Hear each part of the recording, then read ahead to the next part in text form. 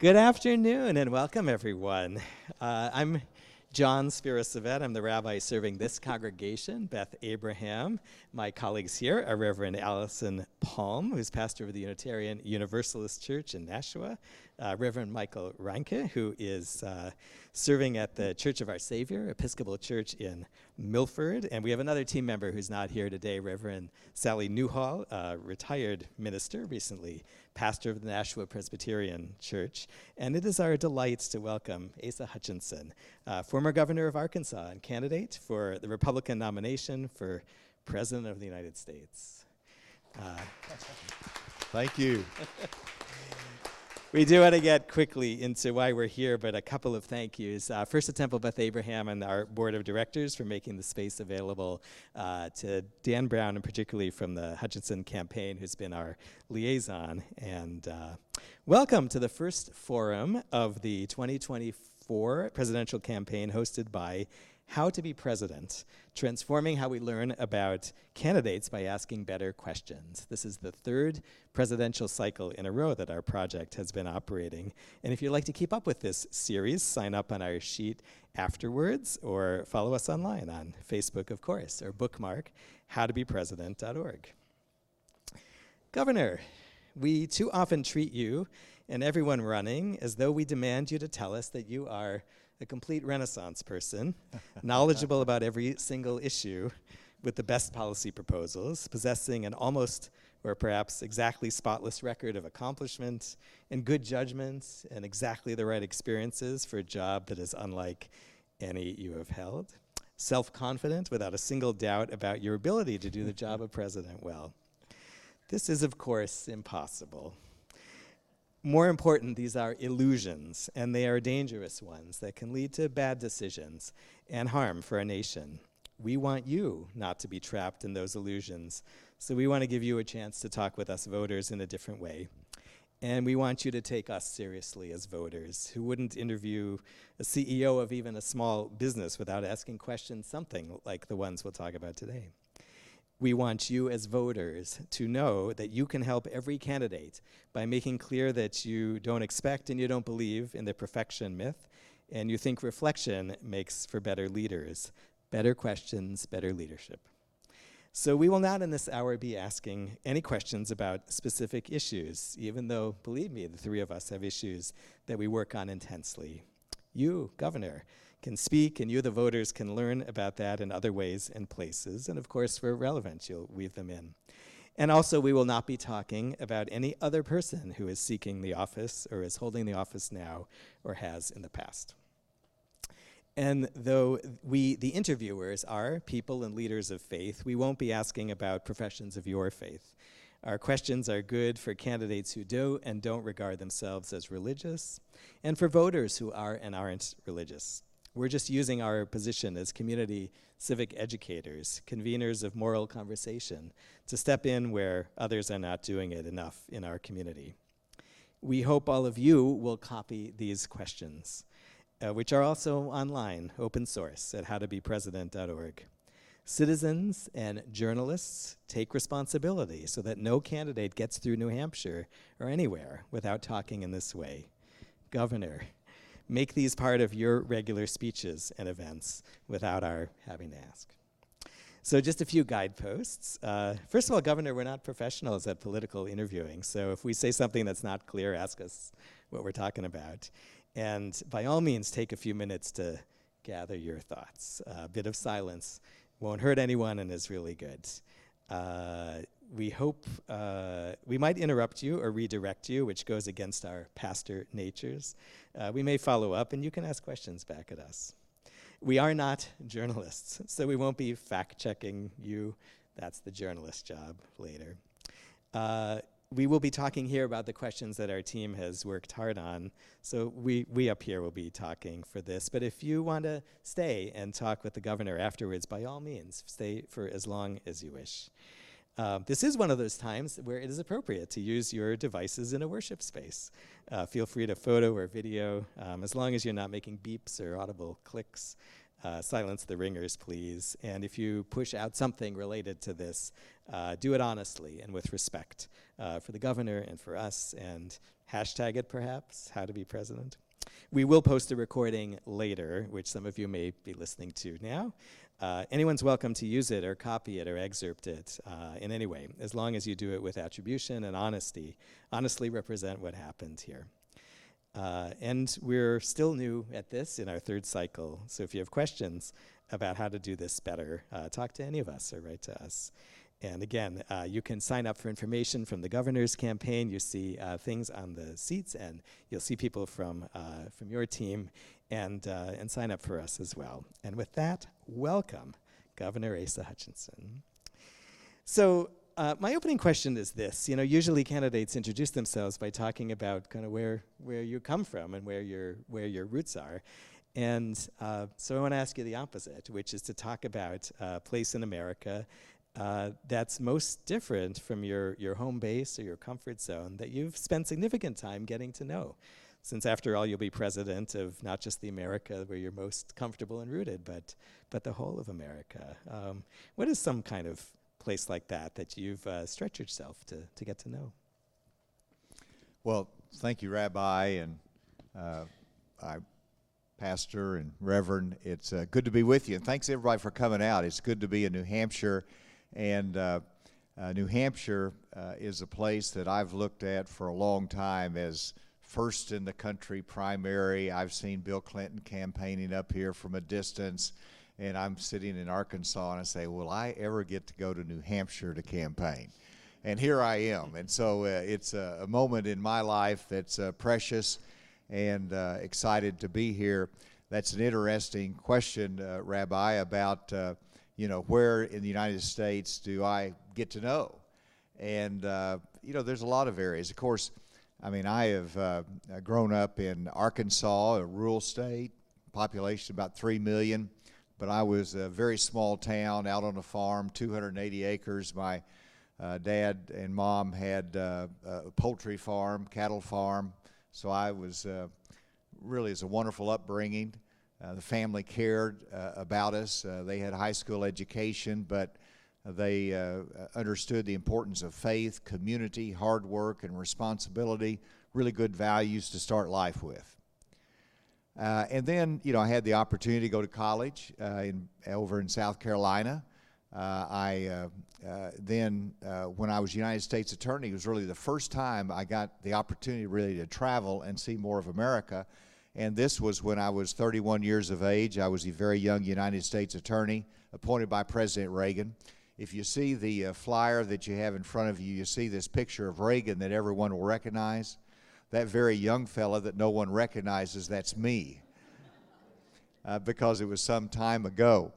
But that's when I first got to travel, and I started to understand and see America. And, we're bound together by a common love of freedom, by a compassion, by a common history, even though we come from different areas and parts of the world.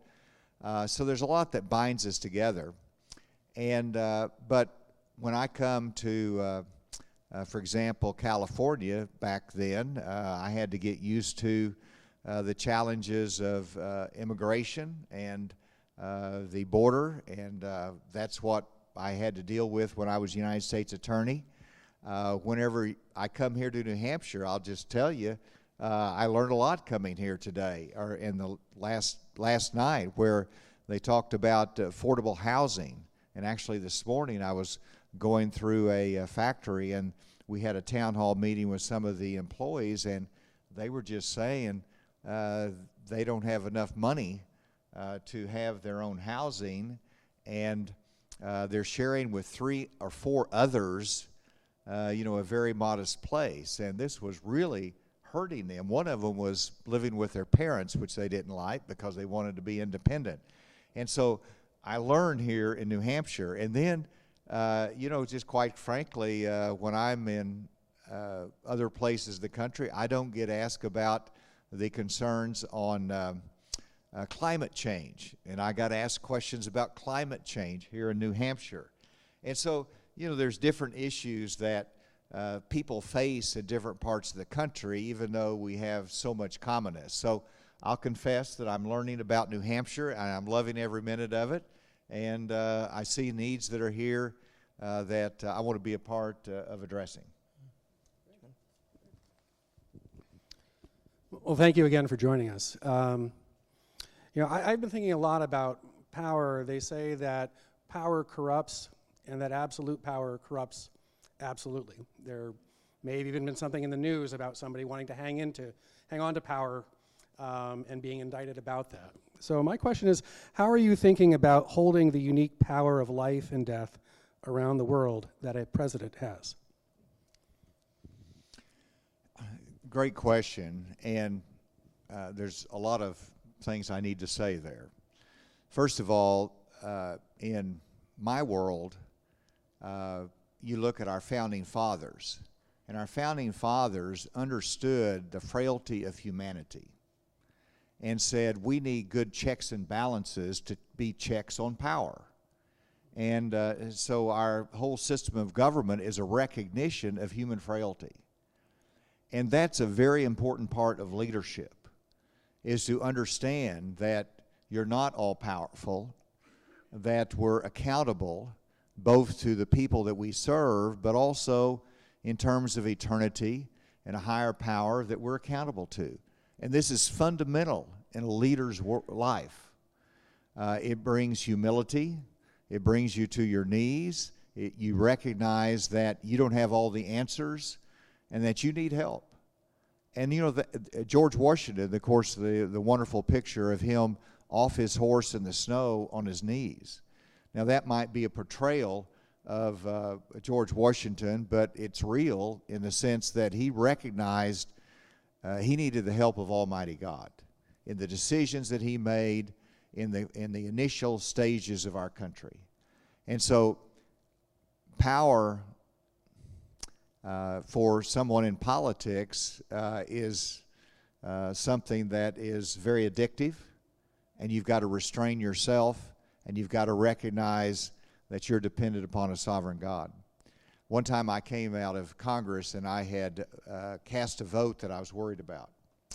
Wasn't sure about it, how this is going to play out, and I was in the St. Louis airport and I saw Senator John Ashcroft.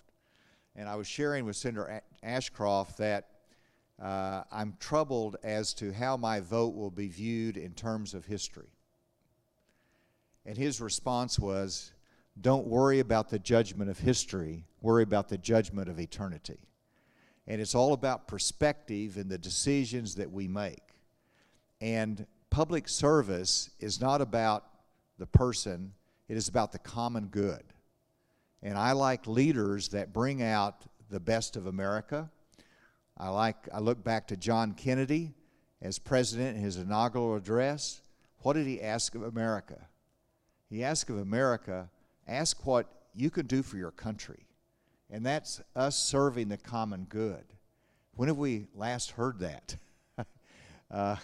And so the common good is important, and it is more important than what you achieve individually or whether people like you or not.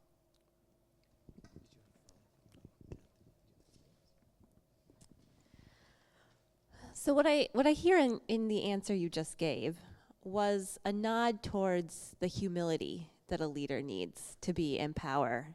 And one of the things that humility requires of us is to acknowledge when we mess up, when we make a mistake, when we fail. So I would love to hear what is an example of a failure that you had to decide to either accept or to learn from or to bounce back from? Well, I like the introductions that I get from time to time, which are always the high points. You know, I was appointed by President Reagan as United States Attorney. I was elected to the United States Congress. I was appointed by President Bush to head up the DEA. And then I was the first Undersecretary at Homeland Security, and then elected governor of Arkansas. Doesn't that sound like a great bio? The only challenge it leaves out that I lost 3 statewide races before I got elected governor.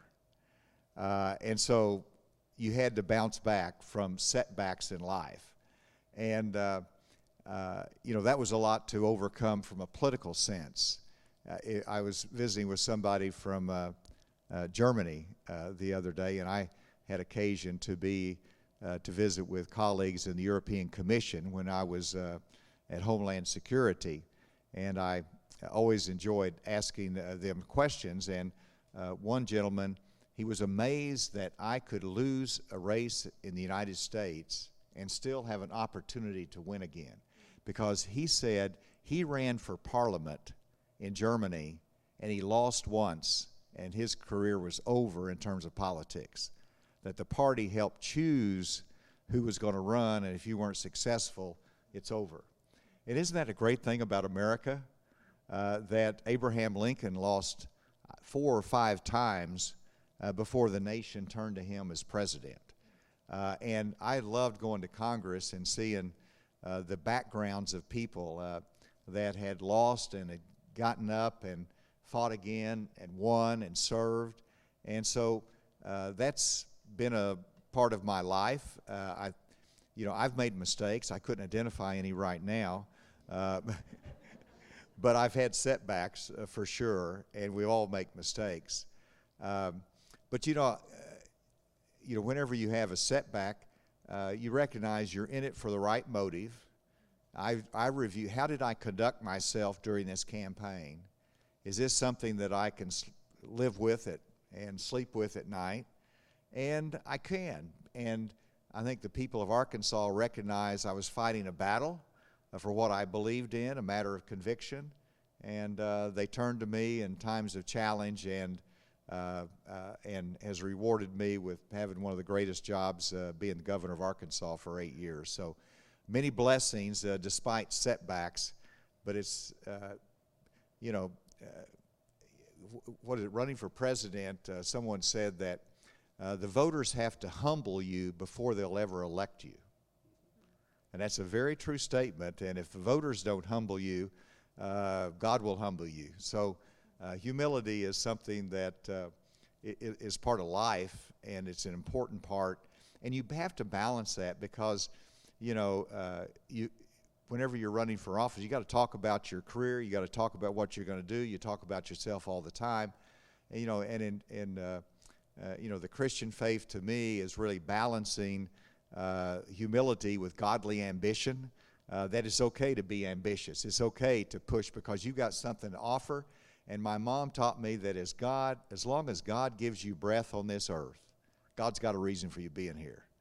And she always found a ministry in life that she engaged in. So it always comes back to the examples that have been set for me that God's not finished with yet.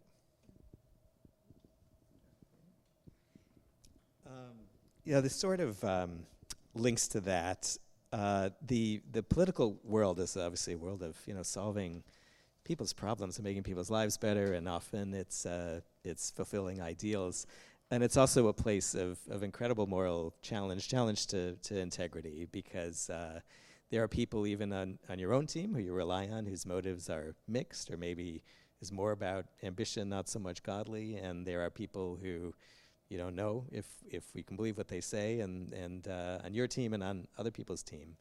And how do you do things like do business with someone on the other side of a negotiation who makes your blood boil? How do you keep your own compass when you can't possibly know all the people who are in your White House? How do you keep yourself at least centered around some integrity? Well, people can disappoint you.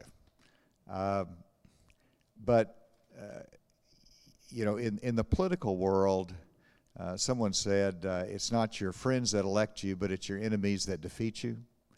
And that's an interesting point that, you've got to look at politics as expanding your arena of friendship. And when I was governor, I had legislators that voted against me on key issues that really bothered me. They didn't, when I needed them there, they weren't there. And so the instinct is retribution. get even. And I'll just tell you, in my experience, that never has paid off. That has never paid off, because you will need their vote the next time around. And whenever you work to get even, it sours relationships even more. And I've learned that reaching out and trying to bring more people in the fold and giving them benefit of the doubt is helpful. There's a point where you just nix them, that they're irredeemable. But, I had someone that disappointed me, actually. Someone in Arkansas announced that he was going to support one of my opponents in this race. And that disappointed me, and he doesn't reflect the majority in Arkansas. But I called him up, and I said, the temptation is to ream him out. Ream him out. And I said, look, I hope I could be your number 2. And he says, of course you can, and I've already contributed your campaign. I want you on the debate stage. Is that not something? And so, giving people the benefit of the doubt and extra grace is always helpful, even in the political world. But, the questions are so appropriate for today. And I think you have to be clear on your moral values and judgments. And everybody in this audience understands that I have been clear in reference to what happened on January 6th. And I said today repeatedly, I'll continue to say, that if you're running for President of the United States, you've got to be clear as to where you stand on January 6th. And either you are for democracy and for accountability and for the rule of law, or you're for anarchy and you're for disarray and somebody that wants to disavow our democracy. There's choices that have to be made. And so while I give people the benefit of the doubt, there's a time for clarity, there's a time for definition and taking a stand in the political world. And it's not always easy whenever you look at, I was asked by the media, what do you say that whenever your competitors in the race for president are not being critical of the former president who was recently indicted? And my answer is, well, they're not critical because they don't want to get booed. And there's a reality there. But I believe that it's so important that you've got to communicate the truth of what you believe, and you've got to take a stand, and it may or may not work, but it's important for our country, and that's why I do it. Yeah. There are times when there's clarity, and there are sometimes either strategically or tactically, as I think we were talking about before, where you're negotiating over a worthwhile end, or whether it's a policy or get some legislation, over the finish line, where you maybe you can't be entirely straightforward about your ultimate, like, what's the bottom line here. Do you operate in that realm at all? You've been certainly in government and dealing, whether it's legislation or other kinds of policy things, where you can't, maybe you choose not exactly to say 100% everything you Are you asking me believe. whether I lie? I assume we all have, So, no, but how do you think? I mean, is that dishonesty in your view, or is that something you can only ever, say, well, this is what I'm willing to accept, even if it doesn't improve your negotiating position?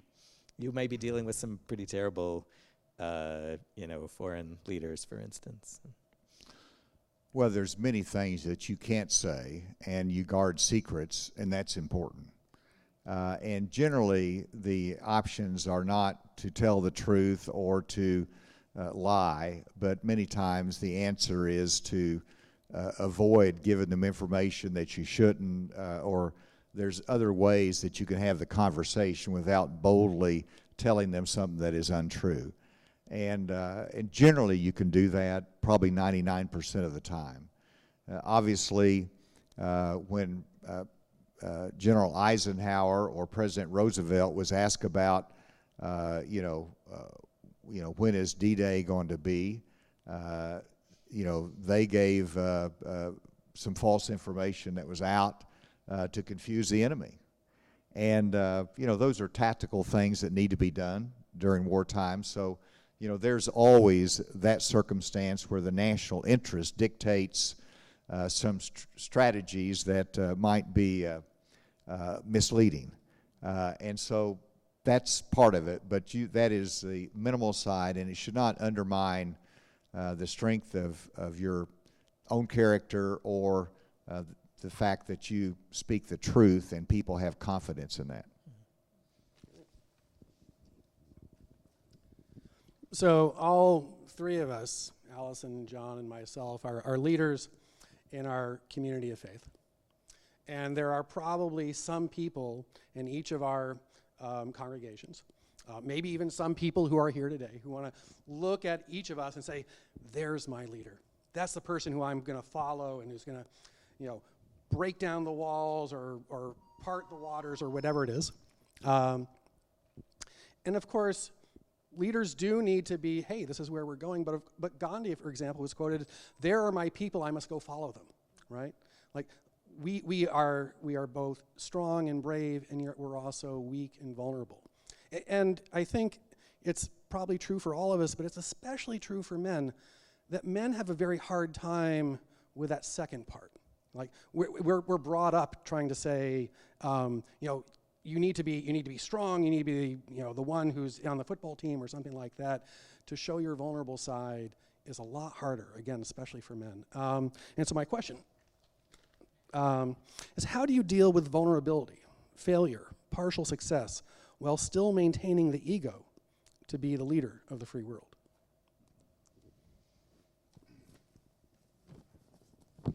Said I could pause for a while.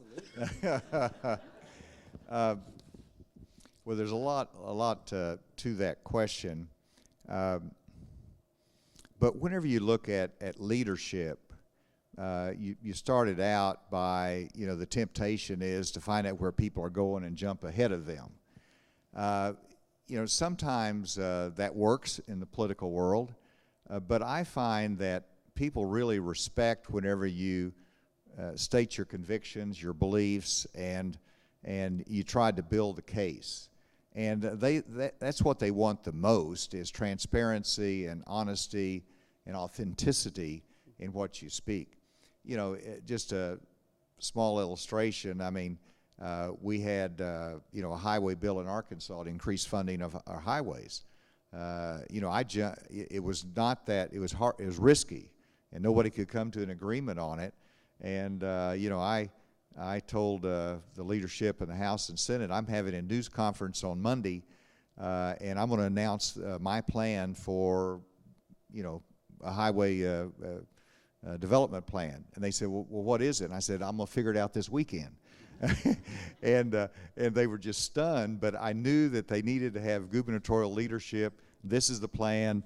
This is the marker in the ground. And we actually negotiated over the weekend, came up with a plan, and they joined me in it. But sometimes it's paving the way. But there's another illustration whenever I was in Congress, and I just got this harsh letter from a constituent. Just belittled me, berated me, said, you're wrong, you're wrong, you're wrong. And I looked at that, and I wrote him a letter back, and I explained my position, and didn't, kowtow to him. I just said, this is it. And he wrote me back a letter, actually took my letter and wrote it on the back, and he said, you're right, I was wrong, thank you. People like it whenever you will, defend your position. And sometimes you win, sometimes you lose with it. The last part, I don't know how to answer that. How do you balance as a man the ego and the transparent or the vulnerable side? Life just does that to you. Anytime you've raised 4 children and you have 7 grandchildren, there's going to be family members that make mistakes. They're going to struggle in life. That humbles you as a parent. So life humbles you, and you learn in life that you don't have to be protective about it. So many families struggle with the same things I struggle with, and we struggle with as families. So understanding that, we bolster each other up when we can share.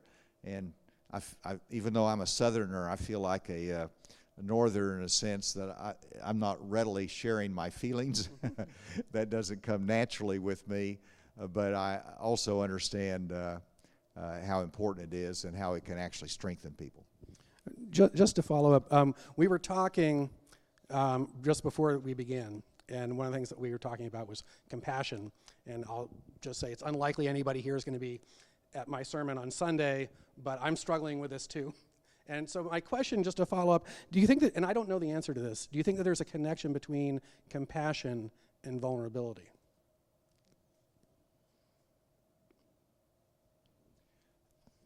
Sure, there's a connection there. Whenever you've experienced difficulties in your life, then you're certainly more empathetic and understanding of difficulties or failures in other people's lives. So, absolutely, and so that's part of compassion. Part of compassion is just being bold and making yourself available to show compassion.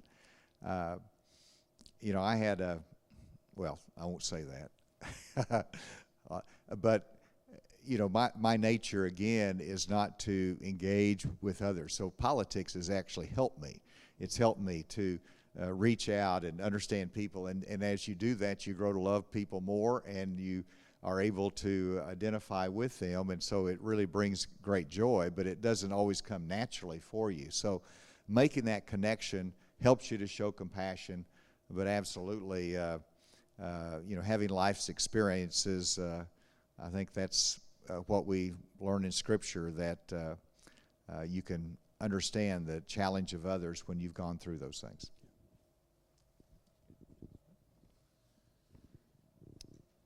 So in addition to, of course, being a pillar of strength, leaders are also supposed to know everything, right? Everything about everything, particularly as president, there's a lot to know about. And I'm going to make a bold statement and say you don't know everything about everything, right? So we'd love to hear what's an important issue that you want to know more about than you currently do, something that maybe where your ideology only gets you to the starting line or not even there. Wow, that's there's a long list there.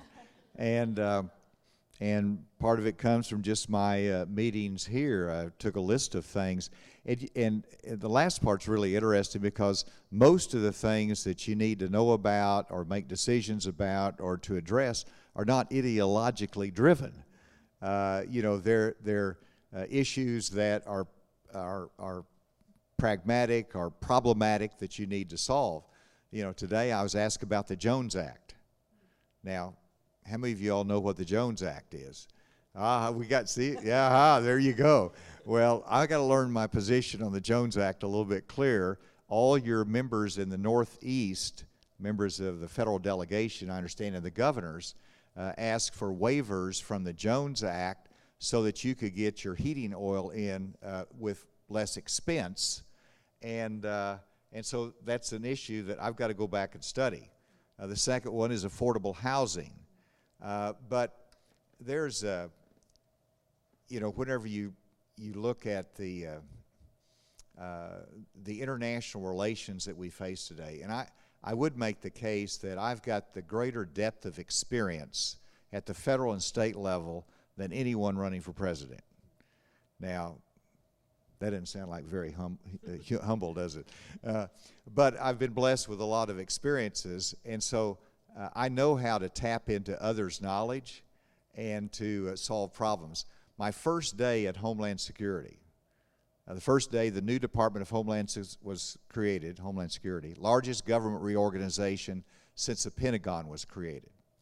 And I was undersecretary in charge of border and transportation security. I had 110,000 people reporting to me. And you got to remember, I was in Congress, I'm a lawyer, I was head of the DEA. The first day in my new position, my operations chief comes to me and he says, Mr. Secretary, a plane has been hijacked in Cuba. It is headed toward the airspace of the United States. What action do you want us to take? We don't know whether it has hostile intent or not. And I'm just looking around, you want me to answer that question? Yeah, that's your job. And of course, it's unexpected, but what are the protocols? Tell me how we have historically handled this.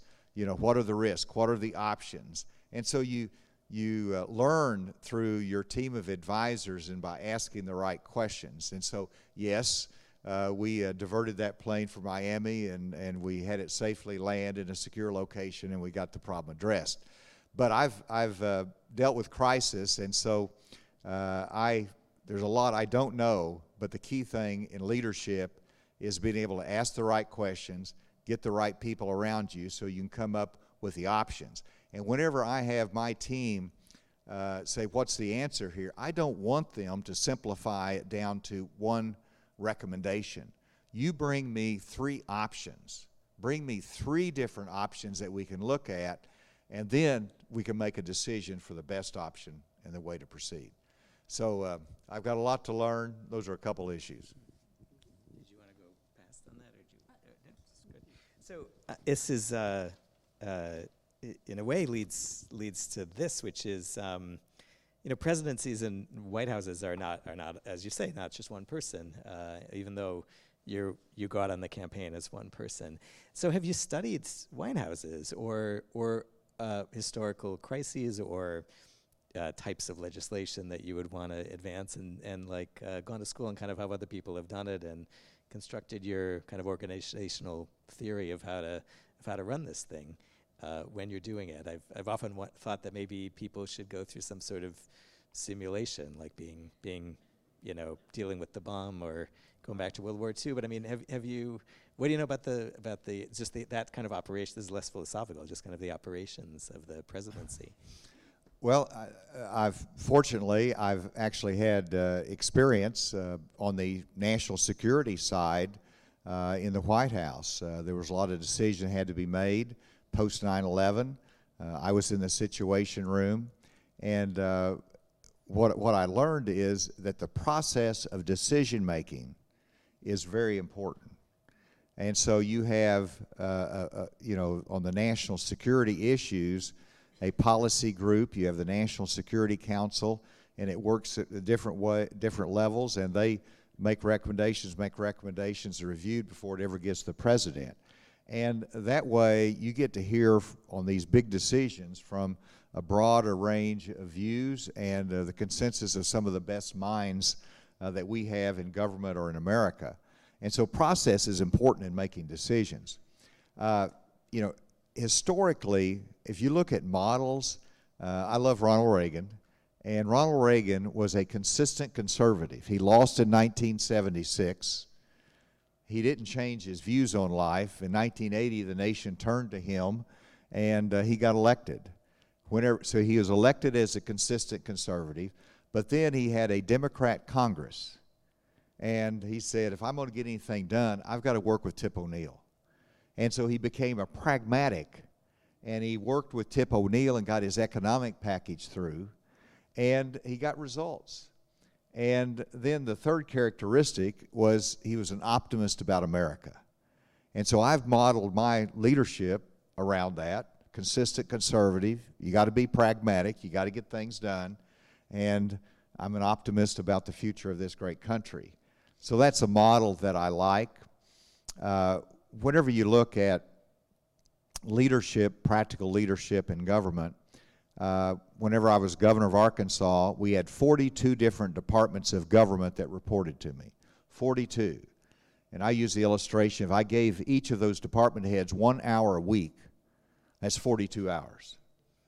And that's unmanageable. So I said, we got to do better. We transformed state government, reduced that down to 15 department heads, cabinet secretaries, that reported to me. Much more manageable. We created better services and more efficiencies. I reduced state employees by 3,000 over 8 years as governor. 14% reduction in state government employees. I didn't fire anybody. We just managed it better. So as president, I've said that we're going to do it in a similar fashion. There's 15 cabinet officials. I want to make sure they manage their department from a regulatory sense, from an employment sense. I'm going to reduce non-defense federal employees by 10%. And we're going to grow the private sector faster than the government sector. Fundamental principles of management, and apply those. Flexible hiring freeze in place. Those are management tools. And I want my cabinet secretaries not just to be on the talking shows on Sunday. I want them to manage their department in terms of efficiency, in terms of oversight. Leadership starts with the president, and I want a cabinet that reflects that. Sam Walton is a great leadership example. I grew up in Bentonville, international home of Walmart, practiced law on the square of Bentonville when Sam Walton was creating his empire, and so I studied his management. And he managed by walking around. And so he would go out into the stores, and he would see issues that he would go back to headquarters and he would address.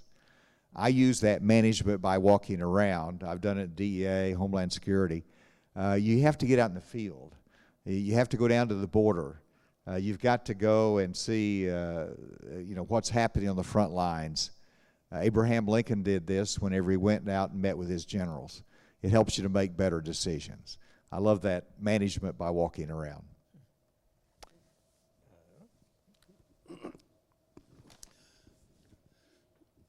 So all of us have been around for a while anyway. And I think it's fair to say that our country has not always been as divided as it is today. And I probably divided is not strong enough a word to talk about where we are as a country right now.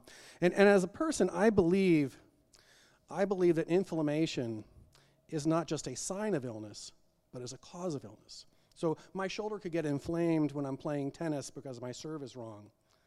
But the inflammation is not just a sign that I'm not playing tennis correctly, but also can cause damage to my body. I have a friend who's a psychiatrist who says that if you prescribe antidepressants and then also take a Tylenol with it, studies say that the antidepressants work better because you're soothing the body and allowing the antidepressant to work. So my question is, when a group in our country has been hurt and there is a need for apology and reconciliation, how would you lead us in a way that moves us forward? What's a specific example when you have done that? Great question, and I'm thinking of two things. First of all, let's talk about division in our country. And we've lived through times of division in our country before, whether it's the civil rights era, whether it is the Vietnam War, in which we had protests, violent protests on college campuses. We've had times of division before. The difference today in which we are divided is that we have, in historical times, we've had leaders that have always tried to rise above the division and to bring our country together. Richard Nixon, which lived during a very dramatic and divisive time, there's a story in his book Beyond Peace, his last book that he wrote, and it talks about how he went out to the Lincoln Memorial when all the protesters were at the Lincoln Memorial. And he went out there before dawn and surprised his Secret Service. And he said, I want to go there and learn what they're thinking. What is the division about? And so he went there and visited with them, to their great shock, I might add. But he tried to understand it. Today is different because we have leaders who are trying to make money on division, that are trying to further divide our country rather than bring it together. And so leaders need to rise above that. The most important characteristic of a president is that he can bring out the best of America, appeal to our best instincts and not our worst instincts. That's what presidents have done historically, and that's the leadership that we need. The second part of the question was, where, there's aggrieved people, and what have I done in regard to that, or is there an illustration of it? When I was governor, we celebrated Dr. Martin Luther King's holiday. But it also happened to be the same holiday that the legislature has designated to celebrate Robert E. Lee's Day of Recognition. And so I go into my office to check out, I had to do some work, even on holiday. And so the Secretary of State will put on my wall, "This office is closed in recognition of Dr. Martin Luther King holiday and Robert E. Lee holiday." And obviously that was offensive to a large segment of the population in Arkansas. I asked the legislature to give Dr. King his own day of celebration. A simple recognition that he was an iconic leader of our country in a time of struggle, but also a recognition that a certain element looked up particularly to him and idolized him and wanted him to have his own day of recognition. So that was a unifying moment both in the legislature but also as a state. So that's one illustration. There should be more. Thank you.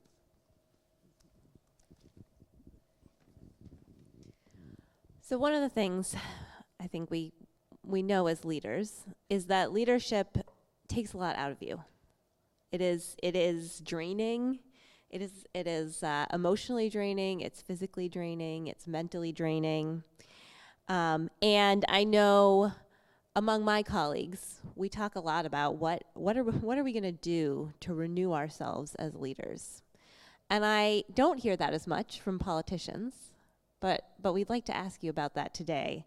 So I'm wondering, what habits or planned ways do you have for stepping back, recentering, and refreshing yourself?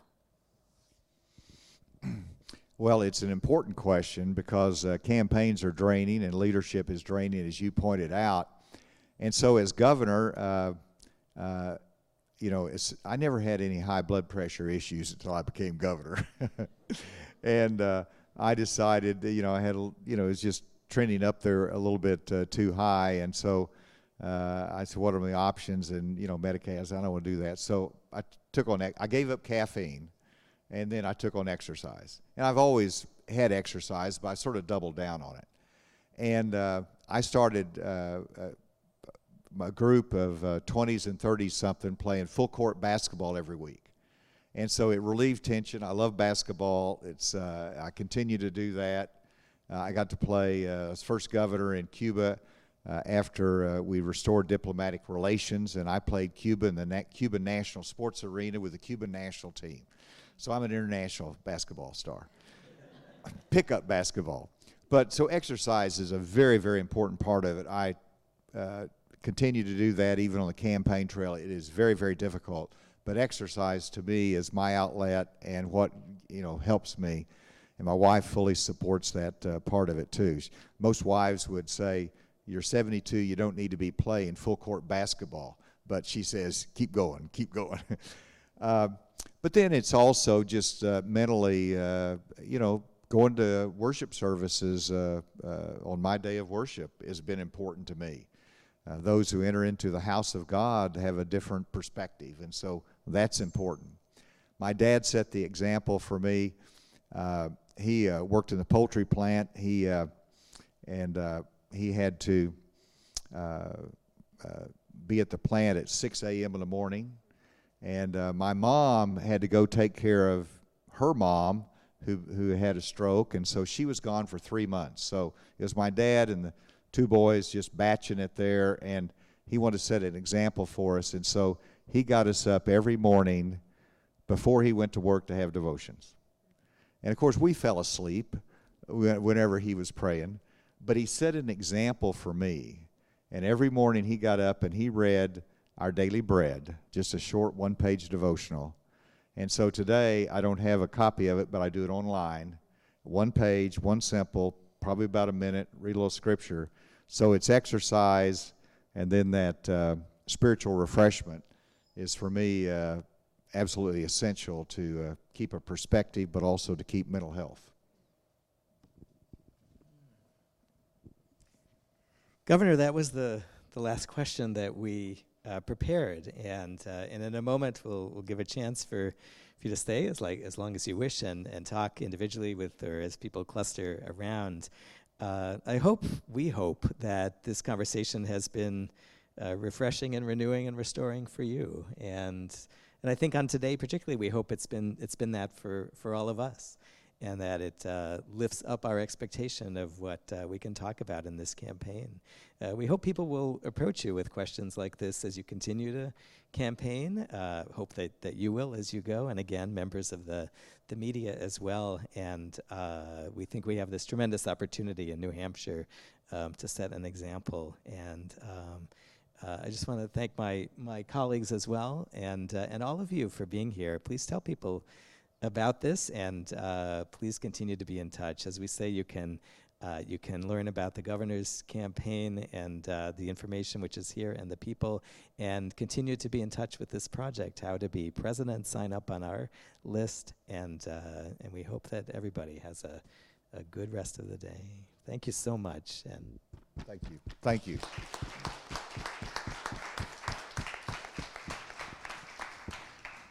Can I give a plug on something? And that is, if you want to learn more about me, it's asa2024.com. You all know that. And, of course, I'm trying to get on the debate stage. And so just like that guy that endorsed somebody else in Arkansas, you can support anybody and give me $1. It helps me get on the debate stage. So you all have been terrific. I've been blessed to be here today. Thank you, Rabbi, and thank each of you for sharing your time and giving me this great opportunity. Thank you.